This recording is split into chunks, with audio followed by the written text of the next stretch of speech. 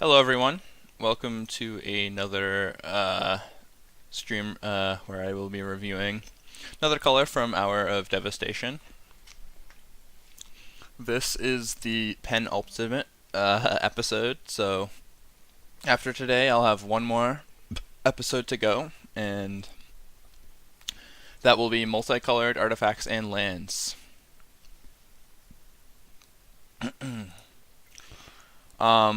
One thing I do want to say, just to begin the stream off, is that there is a lot of snow where I am at right now. So if my stream suddenly stops, then it could be due to weather-related reasons. But hopefully we don't have to deal with that. Hopefully everything goes smooth and according to plan.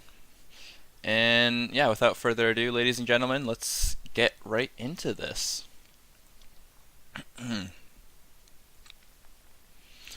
Ambuscade. 2 and a green. Instant. Target creature you control gets +1/+0 until end of turn. It deals damage equal to its power to target creature an opponent controls. So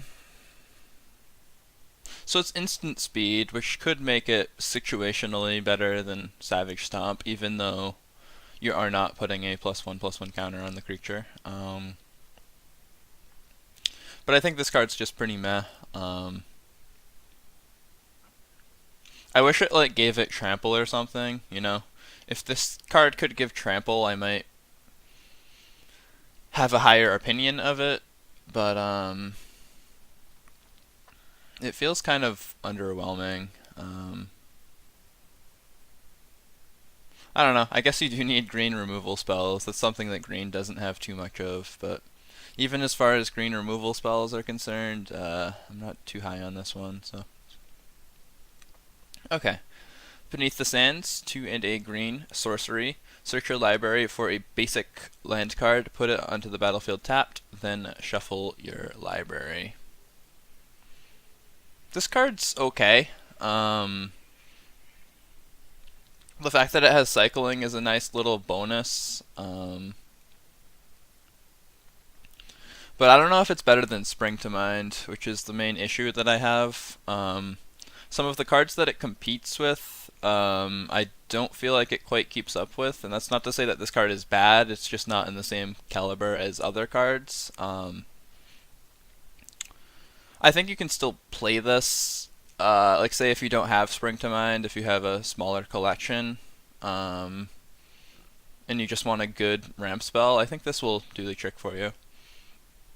I don't quite like it as much as Nissa's Pilgrimage, for example. I think it's not quite on that level, but it's not bad. It does the job, and I'm happy that we're getting cards like these because right now I think ramp is in a pretty bad spot in Arena. The only way you can really ramp is if you're doing dinosaur ramp, which is just one subset, you know, one creature type version of ramp. But I don't want to ramp just dinosaurs. I want to ramp, I want to ramp into all kinds of stuff. And the fact that I'll be able to do that post Amonkhet and Hour of Devastation does make me quite happy. Okay, 4 and a green, Jackal Archer, Vigilance, Reach, 4/4. This card's pretty mediocre. There's not much to say about it other than it's probably not as bad as you think if it's in draft, but otherwise probably just won't use it ever. Yeah, we'll have to wait for draft mode to come out before I start using that. Devotee of Strength, 2 and a green, Naga Wizard, 4 and a green, target creature gets +2/+2 until end of turn, 3/2. This card's also pretty mediocre. Whenever you see abilities that cost 5, or like they're really expensive, unless they're like a Scarab God ability or something, they're generally kind of bad. This is a lot of investment for a pump spell trick, and I don't think it's that great. Like not only are you spending 5 mana, but they know that you can do that, so they can just play around it. They have information when they see this card on the battlefield. And it's not like it gives trample or anything, like so they can still chump it, and if you're facing a tokens deck, for example, it's really not that scary. I think this card's pretty mediocre. I'm not a fan.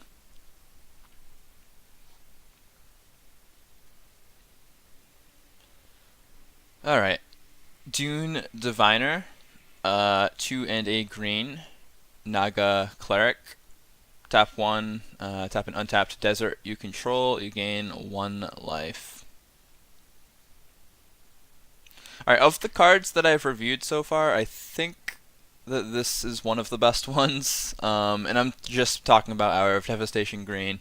This is not one of the best cards I've ever reviewed in all of these 10 streams. No, it's not that strong. But as far as these like 5 cards are concerned, I don't think this card's bad. It's got a decent sized body for a 3-drop, being a 2/3. Not amazing, but it's definitely not awful either. And if you have enough mana, you could gain potentially like 5 life a turn. I still think this card's pretty bad, and I'm not going to use it, but it's at least better. The problem, I guess, that I have is that you have to tap 2 mana to gain 1 life, because you can't just tap the desert and then tap the untapped desert that you just tapped. So it's twice as expensive as I thought it was.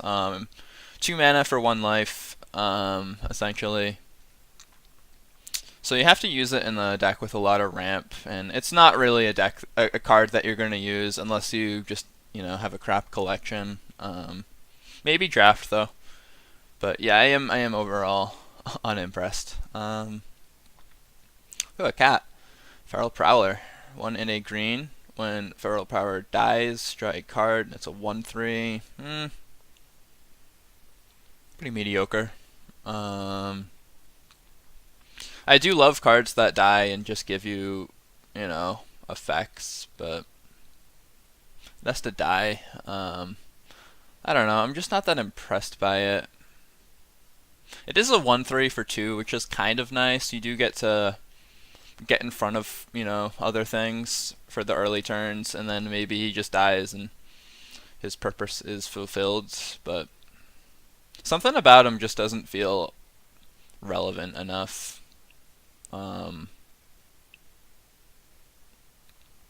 Like there's cards in duels. There's one where when it enters the battlefield, you gain 2 life, and when it dies, you draw a card.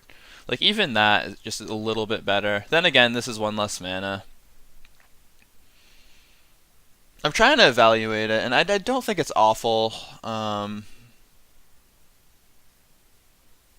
But you need to have like a grindy deck for it to shine, and I'm not sure if we have one of those yet. A lot of the green decks that we have currently try to get dinosaurs out.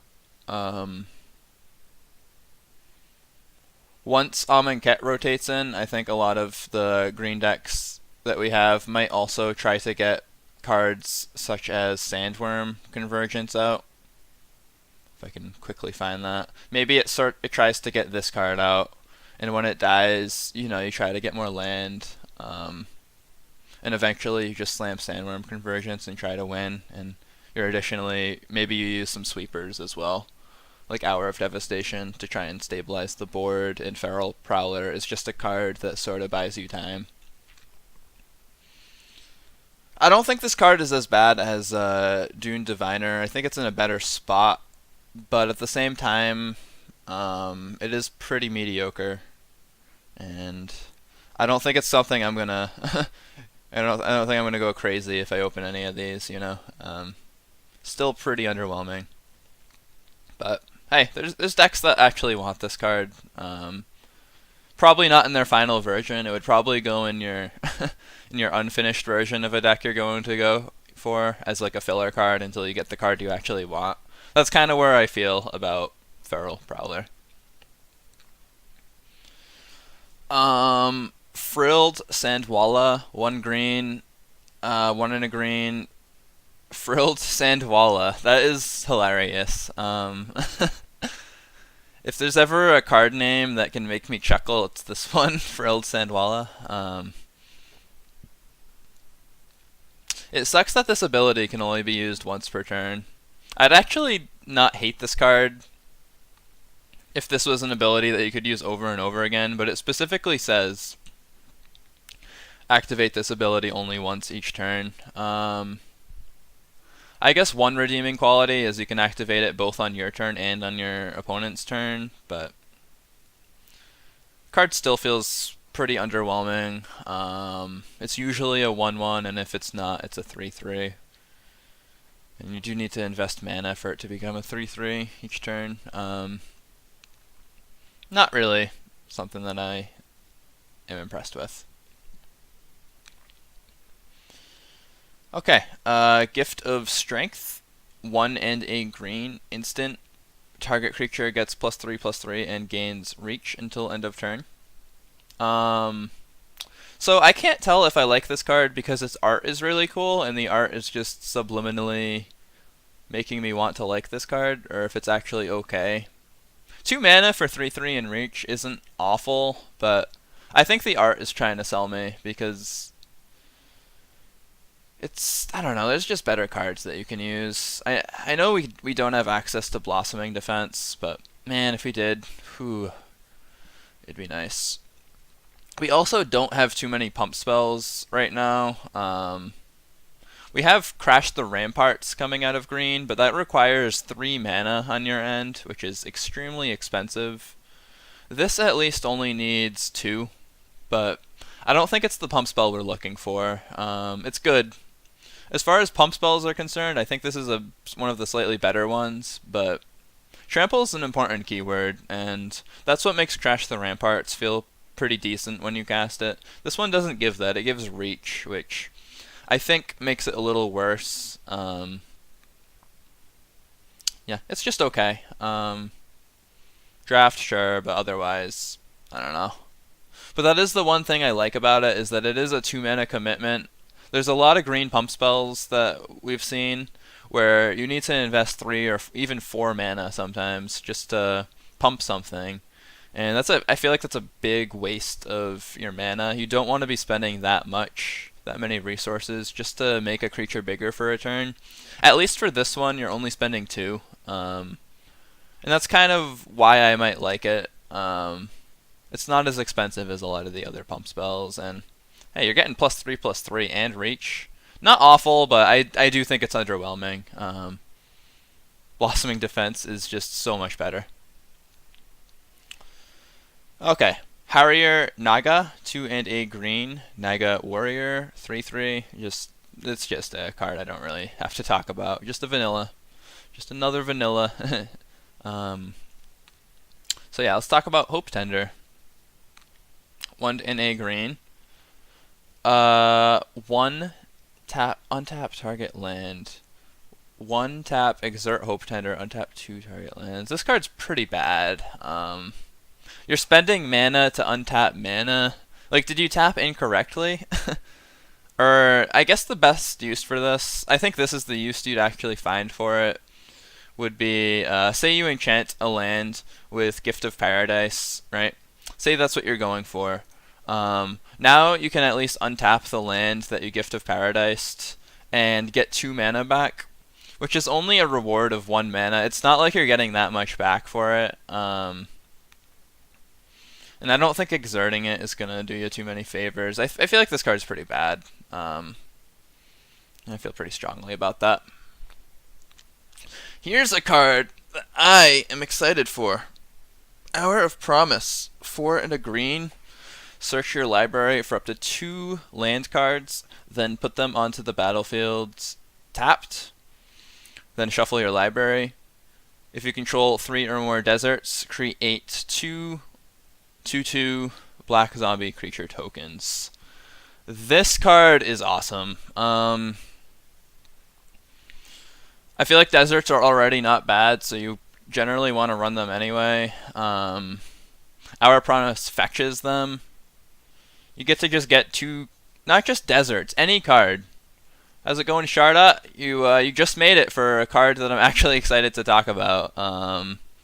You missed all of my thoughts on basic commons and uncommons that I'm not a big fan of. But Hour of Promise, let's talk about this. So it's not just two basic land cards, right? It's not just an explosive vegetation that fetches two basics from your deck. This is any land in your deck. If you have an Arch of Araska in your deck, you can go fetch it.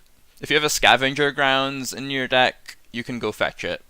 Any desert, you can go fetch. Any land.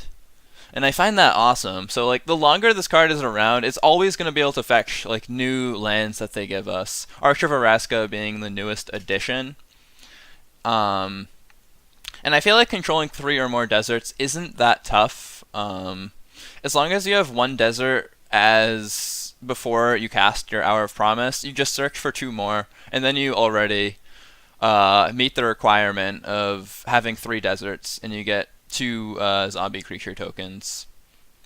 That sounds great. And this card is actually going to be a staple in the deck that I have brewed for you guys later today. I am going to build it in front of you guys, but this is going to be one of a 4 of in the deck that I have, and I just really like it. Like, just searching for anything, and you also get a board. It's not like it's just a sorcery that ramps you. It's not. It's not just a sorcery that ramps you. It gives you creatures, which is relevant because then you're able to either chump or put pressure on your opponent, depending on what kind of deck they're running. If they're running a control deck, well, now they might feel pressured to counter your Hour of Promises, so you don't get zombie tokens, which means your other cards in your deck start to shine a bit more because they've used their resources to counter Hour of Promise. This is probably one of the most excited cards out of green that I am excited for. And it's definitely one I want to play around with. We don't really have access to good ramp decks right now. The best that we really have is Dinosaur Ramp, and that's just ramp for one tribe, and I don't want to just ramp dinosaurs out. I want to ramp other things, you know? I want to make a ramp deck that doesn't just have big dinos at its top end. Like, I really want to play around with other stuff, and I think Hour of Promise is going to be helpful in that regard. It is a little expensive. It is 4 and a green, but you can use ramp spells even before Hour of Promise that can land Hour of Promise out as early as turn 4. And yeah, I'm just a big fan of this. Anyway, moving along. Life Goes On. Green. Instant. You gain 4 life. If a creature died this turn, you gain 8 life instead.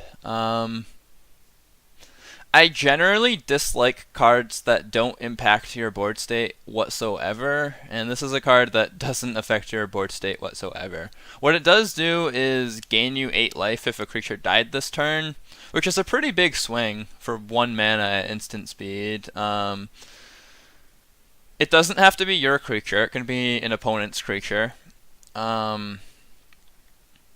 which I like. And 8 mana is a solid chunk, but at the same time, it does feel kind of like a dead card slot, right? Because it's not impacting the board at all. So I kind of don't like it. It's not like you're cantripping either. It's not you gain 4 life, and then if a creature died, you gain 8 life instead, and then draw a card. It doesn't do that. It just gains you life. So you can't even really cantrip with it, and I just don't really like it. If there's ever a deck where you can win by having a high enough life total, maybe this would be great, but we don't really have that. And I think Life Goes On is kind of a miserable card. As optimistic as it sounds, life goes on, let's keep going. But no, I don't like it. Okay. Here's a fun one. Majestic Myriarch, I think.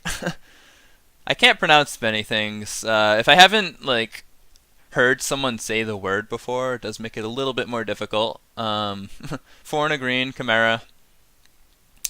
Majestic Myriarch's power and toughness are equal to twice the number of creatures you control at the beginning of each combat. If you control a creature with flying, Majestic Myriarch gains flying until end of turn.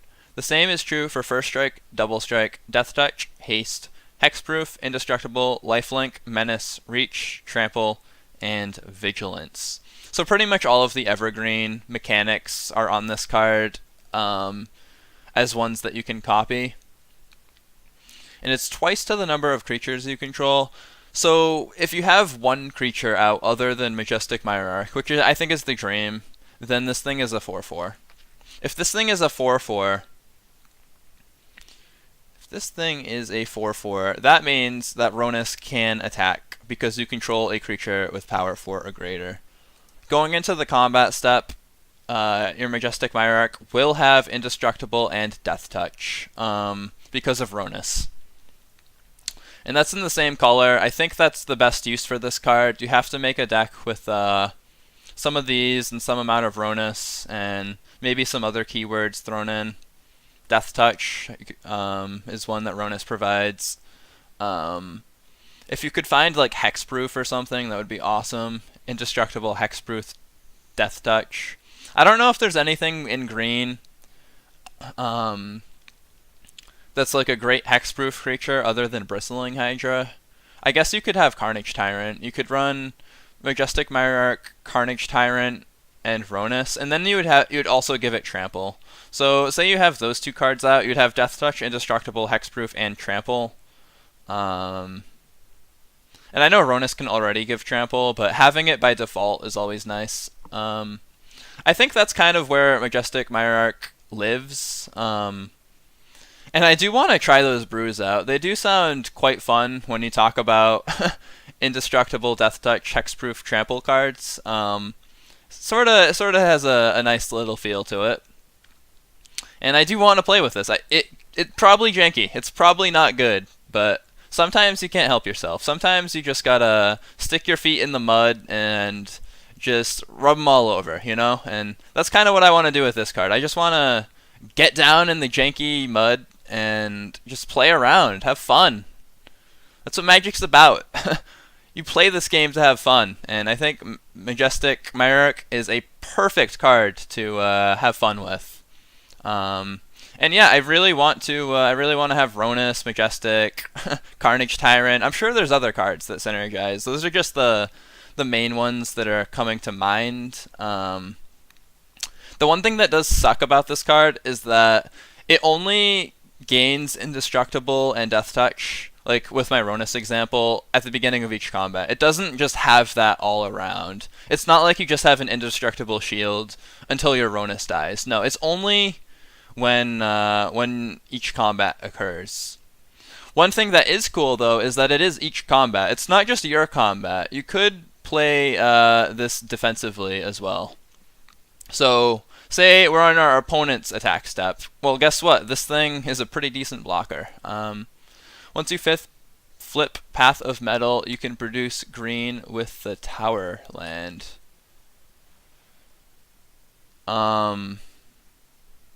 Okay. You have to elaborate a little bit. Do I want this to be in a Path of Metal deck? I mean, I guess I could, but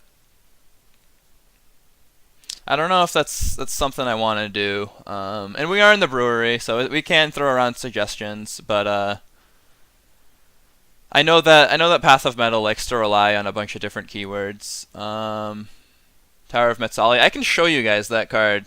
I have this card right on my desk here. I opened it at pre-release, and it's just been on my desk for a long time, along with a bunch of other cards. But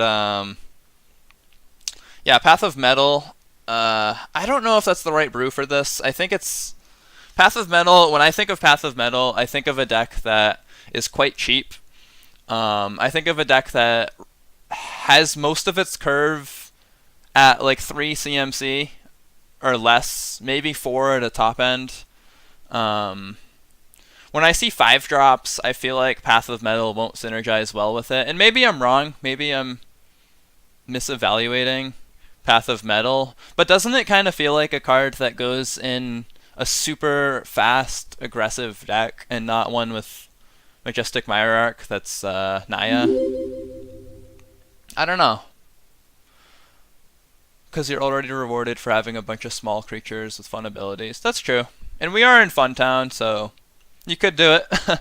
um, and maybe it works. I'm not dismissing the idea. I'm just not sure because I haven't played around with it. But yeah, I think there's a lot of different things that you can do. And thank you for the host, by the way, Shaolin. I do appreciate the support. And I do apologize. I have been wanting to check out your streams, but daylight saving time has really made me wake up a full hour later the past couple days. And as a result, normally by the time I wake up, it's been like around 11:30 in the morning and you're usually almost done streaming by then, so it's been kind of crappy as far as trying to watch your content has been concerned. But hopefully I can get that fixed in the near future.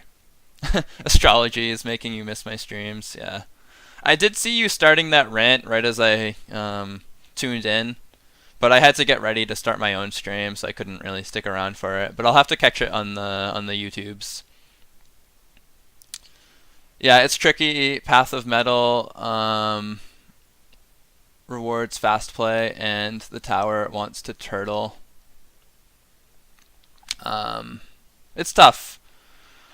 One thing that I want to do with Majestic Myarch is look at all of the creatures in green and just try and figure out what abilities I want to copy. you know? It's one of those cards where you look at Majestic Myarch and then you open your folder of magic cards and you're like, huh, how can I work with this? I think Ronus and Carnage Tyrant are right now some of the best cards that it functions with, but I'm sure there are others. I'm sure that just because those are the only ones that are coming to mind, that if I opened my Magic Arena folder, so to speak, I know you don't have folders for Arena, but if I went into all of my cards and I just looked, I'm sure that I could find other things. And I know that right now I'm just giving it green, but it could also go in red-green, you know? You could run a Glorybringer deck, for example, and give this haste. And that's just one card. I'm sure there's plenty of others that I'm going to look at, but just the ones that come to mind, I think it's going to be fun. Astrology is making me miss your streams. Yeah.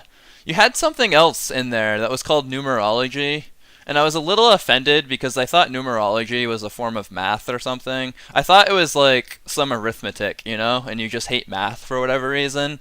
And then I looked it up and it was something far different than I realized. Yeah, I had no idea what numerology was until I saw your stream title and looked it up. So you're spreading the word. Shaolin is spreading the devoted of of numerology. I'm gonna become a numerologist now because Shaolin's spreading it. Obviously joking, but yeah, I had no idea what that was.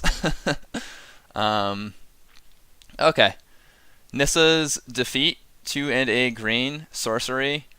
Destroy target forest, green enchantment, or a green planeswalker. If that permanent was a Nissa planeswalker, draw a card.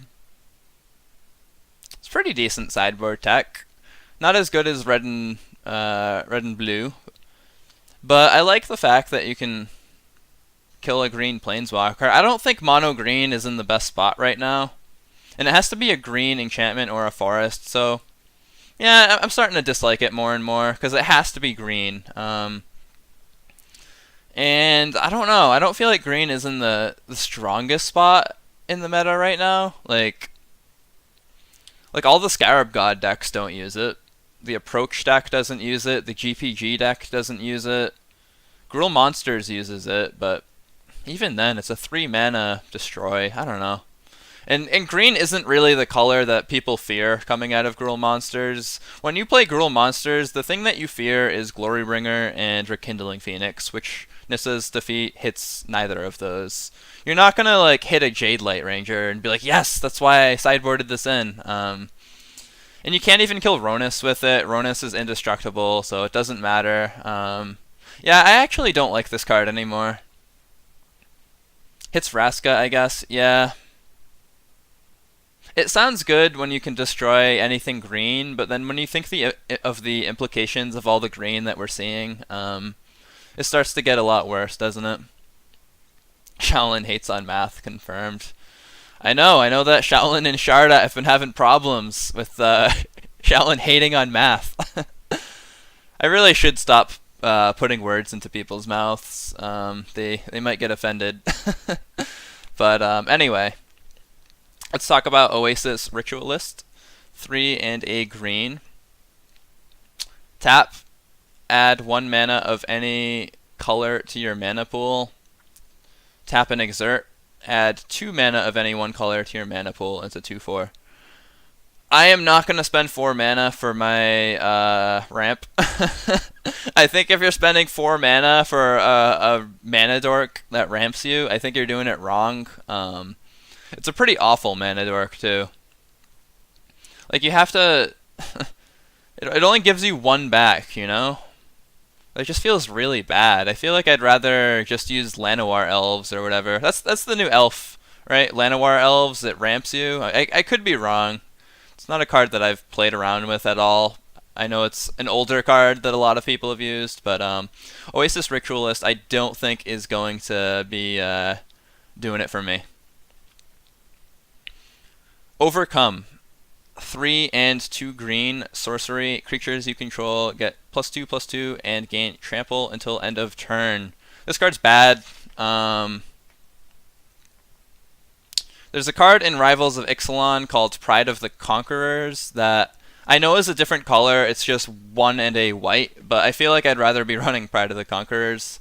At instant speed, by the way, this is at sorcery speed. This is just a junk card, and I'm surprised they even gave it an uncommon rarity because that's how bad I think it is. I don't think I have played around with Llanowar Elves. I may have in Magic 2015 a long time ago, but I think that would be the extent of it. Yeah, unless if it was not in Magic 2015, then I did not play around with it. Or Theros. I don't think it was ever in Theros block, but I played a lot of Theros. And that was way before streaming and all that was concerned, but that was a much more casual Magic time for me back then. But yeah, I don't believe I have. And I could just be forgetting using it in M 2015. That could be the case, but I don't remember. Okay, Pride Sovereign, 2 and a green cat. Pride Sovereign gets +1/+1 for each other cat you control. 1 white, tap, exert Pride Sovereign, create 2 1/1 white cat creature tokens with lifelink. Wow! This is a card that's going to be fun.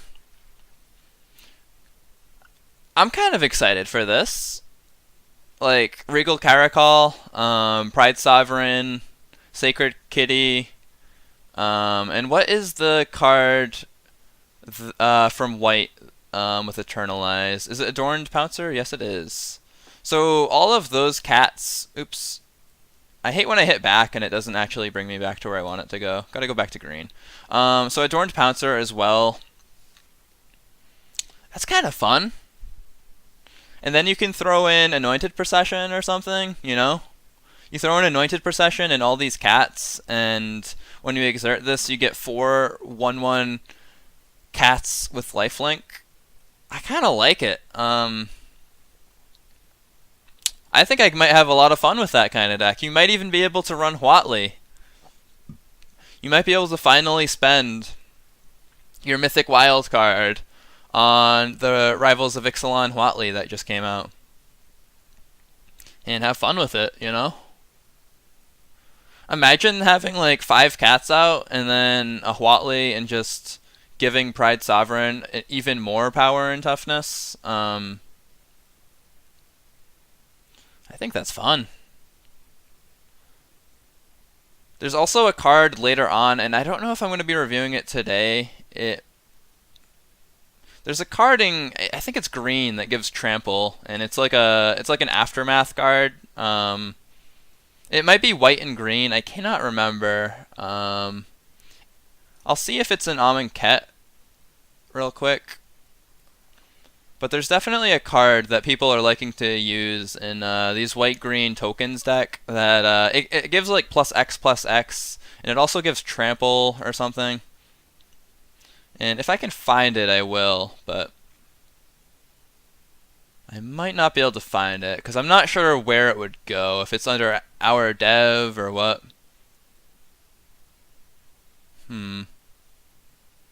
See, the fact that I don't see it under multicolored, maybe I didn't look hard enough.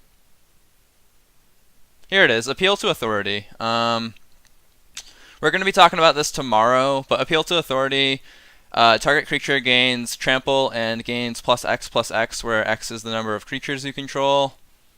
And then Authority, tap up to 2 target creatures your opponents control. Creatures you control gain Vigilance until end of turn. Only 3 mana to do both of these. And this card is seeing play in Standard right now. A lot of people are running these token decks, and when you get Trample and have 10 creatures out, you generally just win on the spot. Additionally, you can run Huatli alongside these decks. And it's actually been working. I was watching these decks last night, and they were doing work. Like, they're good. They're legit. And I feel like that kind of card would work very well with Pride Sovereign. It fits right into the same colors, white and green. You get to run Anointed Procession. Maybe you can even run a Ketra. And you can just make your cat tribal deck. Like, who knows? Maybe you could even Radiant Destiny. Radiant Destiny actually fits. And I think it's fun. I think that's a fun deck. And I want to try it out. I really do. I think cat tribal is actually a thing.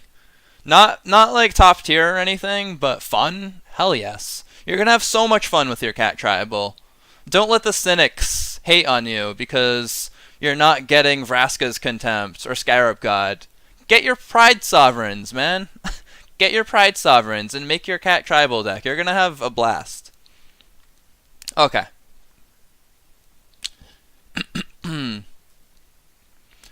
And Cardboard Nomad also, he got in there before I did with Radiant Destiny Kitties. So props to Cardboard Nomad. We are on the same wavelength. I promise I didn't read your comment. I didn't steal your idea. I just got to it a little bit later than you did. Hadana's Climb. That's a fun one.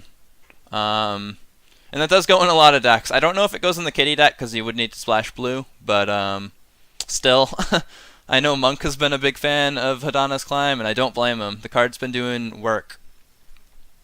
Okay. 4 into green, Quarry Beetle, Insect. When Quarry Beetle enters the battlefield, you may return target land from your graveyard to the battlefield. 4/5. Okay, it's just a junk card. The best use that I see Quarry Beetle having is sacrificing a desert for whatever reason, and then getting the desert back. Like, you could sacrifice a desert to your Hashep Oasis, and Hashep Oasis would give something +3/+3, and then Quarry Beetle could get that desert back. I still think even that is pretty garbage. You're spending 5 mana for a clunky 4/5 that occasionally gets deserts back. That's not doing it right. That is doing it quite wrong. Alright, Rampaging Hippo. Not a Ferocidon, it's a Hippo. Rampaging Hippo. 4 and 2 green, trample, cycling, 5/6. It is no Rampaging Ferocidon. Hippos and dinosaurs, they're not even close, guys. Yeah, respect is earned through deeds or the capacity to bite someone in half. Interesting. Yeah, this card's pretty bad. Not much else to say about it. Reminop, Excavator, Naga, Cleric. You may play land cards from your graveyard. That's kind of interesting. So you could, like, I know I was just talking about Quarry Beetle and how you can get a desert back. Well, now I feel like Quarry Beetle is obsolete because you can just use Reminop Excavator to make your Hashep Oasis desert deck, you know? And I know it's janky, we're in Janktown, but you can just sack deserts over and over again and replay them, and always give +3/+3 until end of turn to a creature. That doesn't sound awful. I kind of like it. I'm not going to play around with that, I don't think. I think that is a little too out there, even for me, but It's a kind of neat synergy. No, I think it's neat. Okay. All the Ramen Up cards: Ramen Up Excavator, Ramen Up Hydra. Let's talk about Ramen Up Hydra. 3 and a green. By the way, this card would go great with Majestic Mirarch. I was saying I wanted to look for cards that would go well with Majestic Mirarch. Ramen Up Hydra looks like one of those cards. 3 and a green, Snake Hydra, Vigilance, Reach, Trample. Ramen Up Hydra gets +1/+1 as long as you control a desert. Ramen Up Hydra gets +1/+1 as long as there's a desert card in your graveyard. I like this card. It's not the best card in the world, but for what you're getting on a package, I think it's not bad. A 5/5 with Vigilance, Reach, Trample, if you can get that to consistently work, is not a bad card. Yeah, this is interesting. Like, it kind of reminds me of that card from Duels where it gets like +1/+1 for each mana you spent to cast it, and it can turn into a 6/6 trample with Vigilance. This card's very similar in that if you just get it out and it's a 5/5 with Vigilance, Reach, Trample, it's going to be good. It can play defense and attack and block flyers. Like, that's fun. That's a lot of utility on one package. And maybe it could go in sideboard for certain decks, you know? Like, it's not awful. It actually has a lot of relevant things on this one card. It doesn't really synergize your decks that well. It's not like what would be a good card? I can go to Ixalan and find something for you guys. It's not like Regisaur Alpha where it gives all your dinosaurs haste. It doesn't like bring your deck to a new height, so to speak. It doesn't just add a new whole dimension to your deck. It's kind of just a card that does its own thing, but I think it does its own thing quite well. Just because you're not giving, other creatures haste doesn't mean this card isn't just bad. It's interesting. I kind of like it. I'm probably not going to use it a whole ton, but hey, I'll take it, I'll definitely take it. Okay. Resilient Kenra. 1 and a green. Jackal Wizard. It's a strange creature type. Jackal Wizard. When Resilient Kenra enters the battlefield, you may have target creature get +X/+X until end of turn, where X is Resilient Kenra's power. 4 and 2 green. Eternalize. Creates a 4/4 copy of it. This card's good. I know red-green monsters, this card is a staple, and there's a reason for that. Giving Glorybringers the ability to become 6/6s, or Rekindling Phoenixes the ability to become 6/5s, and when you eternalize it, you can essentially turn your Glorybringers into 8/8s. That's why Resilient Kenra is a fun card, and I think it's really good. I think if you're going for red-green monsters, you're going to put this card in it. And even if you're not going for red-green monsters, I think that this card is really good. You can just make anything bigger. You can make your Carnage Tyrant bigger. Carnage Tyrant becomes an 8/7, and then say you sack a Hash Up Oasis. You can see where I'm going with this. Like, you just slap this thing onto big trample cards, and it just makes them even more annoying to deal with. I'd love to play around with this plus Carnage Tyrant plus a lot of Hashep Oasises, and then you can use Ramen Up Excavator to bring your deserts back, You could actually make like mono green decks where you just have a ton of trample effects with Carnage Tyrant. I don't think that's far-fetched. That seems like a viable strategy to me. Like, even just in the arena meta, and that's not talking like Kaladesh or Aether Revolt. I feel like even in the arena meta, once we get Amonkhet and Hour of Devastation, I feel like that's a deck you can play and have a good time with. And and I'm excited for it. I think Resilient Kenra, he's not just bad in, I'm sorry, he's not just good in red-green monsters. I think he's good just as a standalone card. Like, you can use him in a lot of different decks, and I think he'll be able to do some work for you. Any card with Eternalize, right? You just get to get value off of these cards. They counter it, it doesn't matter, because you still have value sitting in your graveyard. And that's what makes Eternalize such a strong mechanic. And the fact that you can just use this as a pump spell as well, it's super versatile. I like it. Ronus' Last Stand, green, green, sorcery. Create a 5/4 snake creature token. Lands you control don't untap during your next untap step. So you don't want to tap a bunch of mana when you cast this, otherwise you're screwing yourself over for the entirety of, you know, the next turn. Which makes this card awkward. At the same time, though, you're only having to tap 2 mana for it, and it does have to be green-green, so it would probably go in a mono-green deck or a 2-color deck where green is heavily featured. I think this card's pretty good. The one problem with it, and I actually illustrated the problem of this at pre-release, is say you're on the play, or even if you're on the draw, it kind of works either way. Say, either way, they cast this on turn 2, and you have any bounce spell in the format, and you bounce this. You can really screw your opponent up. Like, they miss an entire turn, basically, and you get a full tempo ahead of them. This card's scary when you play it on turn 2 and things like that happen, because I was able to do that to an opponent I had. They turn 2 cast Ronus' Last Stand, and I just bounced the token back to their hand. And because it's a token, obviously, they can't just replay it. And the tempo that you're able to get, oh man, it is brutal. And I don't want to talk too much about Dominaria, because I know there's people in my chat who don't want to spoil it, and I don't like to spoil cards either. You know, I don't like to be that guy. But there's going to be ways that you can bounce creatures in Dominaria, and that's all I'm going to say. I'm not going to say anything else, and please don't talk Dominaria in the chat. I don't want this to be a Dominaria chat. What I'm trying to say, though, is that bounce mechanics are very popular, and they are still going to be very popular.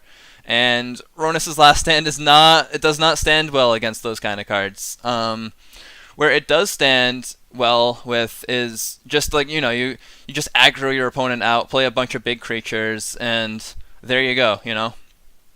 And I think it does a good job against that. It does have its weaknesses. And you have to be careful how much mana you tap when you cast this, because you don't want to just lose a full turn. But I don't think it's bad.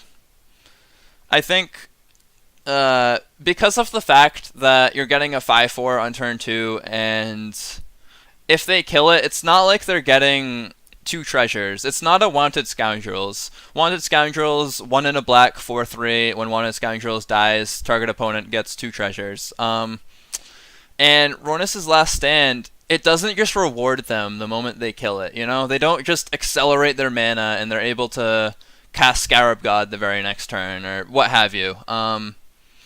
At the same time, it does hurt you.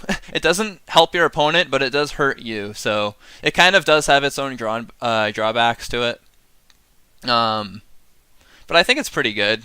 If you're trying to build a deck that beats someone up and tries to lay the hate to them, you know, just beat them up by turn 4 or 5, get those quick wins in, I think Ronus' Last Stand can do that. Yeah, it's not bad. Okay, Ronus' Stalwart, 1 and a green. Human Warrior, you may exert Ronus' Stalwart as it attacks. When you do, it gets +1/+1 until end of turn and cannot be blocked by creatures with power 2 or less this turn. 2/2. So you get a 3/3 that 2/2s can't block. It's just kind of garbage. Not really much for me to say about that one. Out of Bolt, Abrade range is big. That's true. You do dodge a lot of relevant removal spells on turn 2. It also dodges Moment of Craving. There's a lot that this actually does dodge, you're right. which makes it quite good if you factor those cards in. It's horrible against bounce spells, but really good against general 2 CMC removal spells. I do think Baffling End is pretty good against it, though, unfortunately. Turn 2, you play Ronus' Last Stand. They play Baffling End, your lands don't untap. That would also be a pretty feel-bad moment. So it definitely has its weaknesses. It's not a card that that you can always ride majestically into the sunset with and write home about how great your curve was. There's a lot of cards that do still hose down Ronus' Last Stand, but you're right. There's also a lot of cards that don't, and I am positive there's going to be matchups where Ronus' Last Stand will get out of hand and be the reason why your opponent loses, because it does put a lot of pressure on them. Okay, Sidewinder Naga, 2 in a green. As long as you control a desert or there is a desert card in your graveyard, Sidewinder Naga has +1/+0 and has trample. So it's kind of a 4/2 4/2 trample for 3. As far as draft is concerned, this card's not bad. I think trample is a pretty cool keyword right now, especially against like Merfolk and vampires. And as we get more token decks, I think trample becomes a better and better keyword. At the same time, though, it's just a 4/2 for 3. And sometimes it's just a 3/2 for 3. So this card's pretty bad, but it's not awful. Sifter Worm, 5 and 2 green.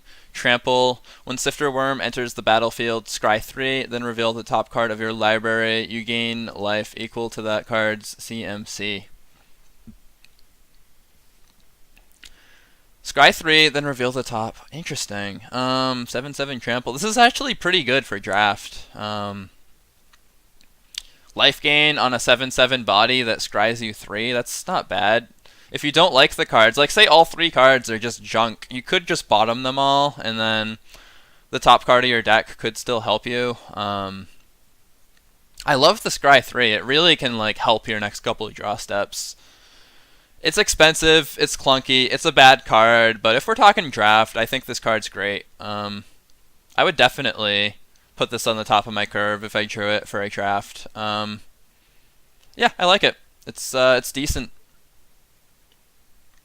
Fun bomb in arena before you have all of the rares, mythics. I agree, Eugenides. I think both of our inner jank is is liking this card for for when we don't have all the rares and mythics. Just putting this at the top of a curve and gaining a bunch of life. Whew, that sounds fun. 7/7 trample.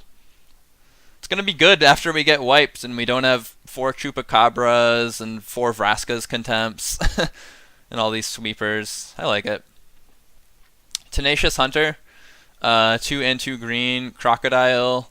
As long as a creature has a -1/-1 counter on it, Tenacious Hunter has Vigilance and Death Touch, 4/4. That's such a weird card, huh? It only goes in minus counter decks. How well does it do in them? I think it's pretty good for a minus counter deck. 4 mana for a 4/4 Vigilance Death Touch, assuming a creature has a minus counter on it. My jank is past the inner stage at this point. I love it, man. Love it. I like this card. Tenacious Hunter. It pretty much exclusively goes in minus counter decks, but in minus counter decks, getting a Vigilance Death Toucher for 4 as a 4/4, that sounds pretty decent, no? And it doesn't even have to be an opponent's creature. You could have your own Channeler Initiate with a minus counter on it. And Channeler Initiate loves to have minus counters on it. You could Channeler Initiate turn 2, Tenacious Hunter turn 3. You know? I kind of like it. I think that's good. You also get to run a card called Crocodile of the Crossing. 4 mana. This is a 3 mana 5/4 haste.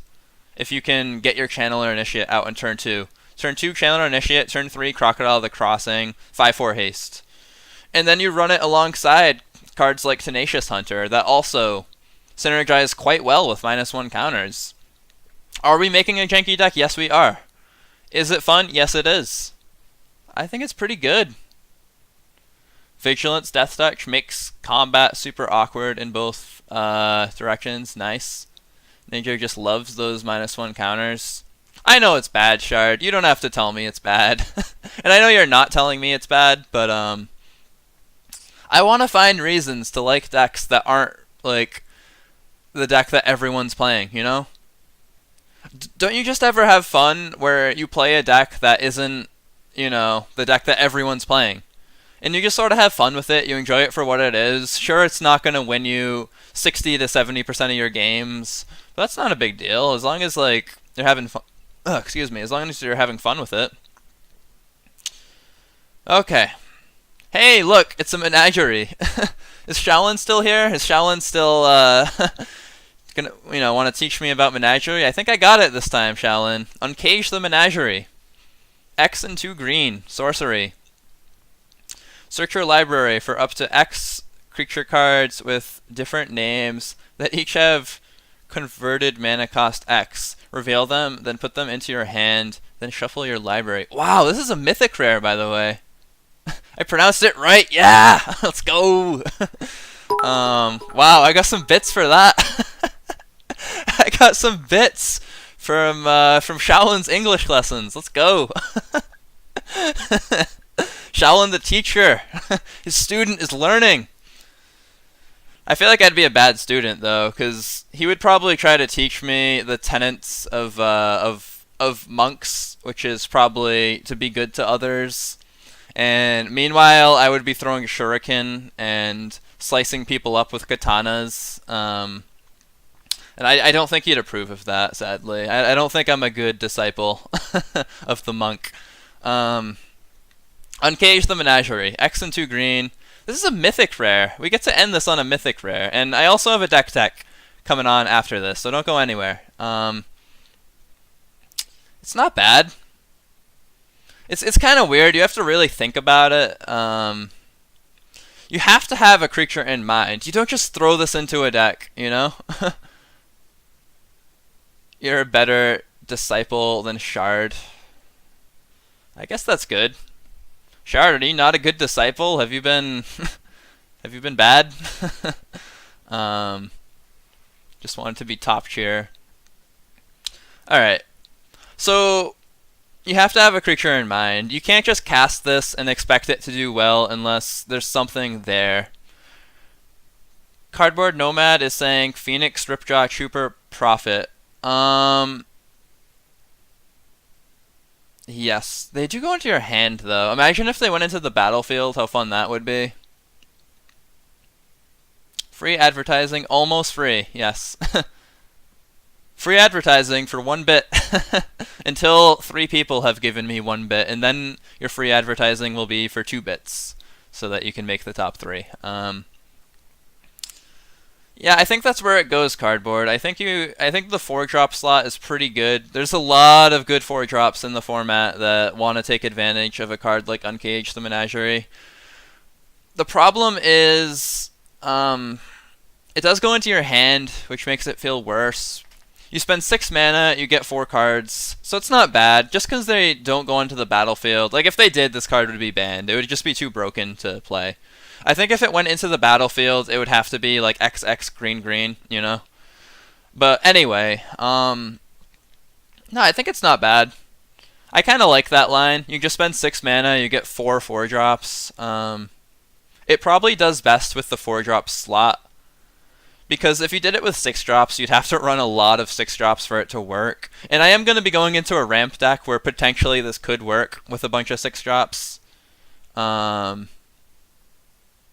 It does have to be creatures, which kind of sucks. Like, you couldn't just do X7, 2/2, and then cast, and then get 4 approaches in your hand, you know? You couldn't just do that. You couldn't just get a sorcery card from it. It does have to be a creature. But it's interesting. I don't think it's the best. It might be a little too janky for me just based on how much mana you have to spend, but maybe it's good. 6 mana and you get to get 4 creatures. I don't know. It just sounds a little strange to me because they have to be creatures. You can't just get instants or sorceries or or artifacts, enchantments, planeswalkers, what have you, which makes me like it a little bit less. Yeah, Hazard I think would be a little too slow, unfortunately.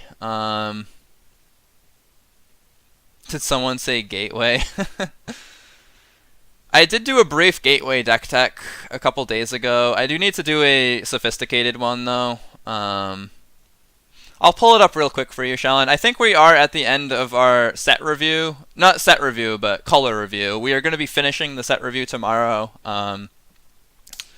I do hope you guys enjoyed this. Props to whoever is watching this on YouTube. And yeah, I'm gonna close this part of the stream and move on to the Mana Stack deck techs.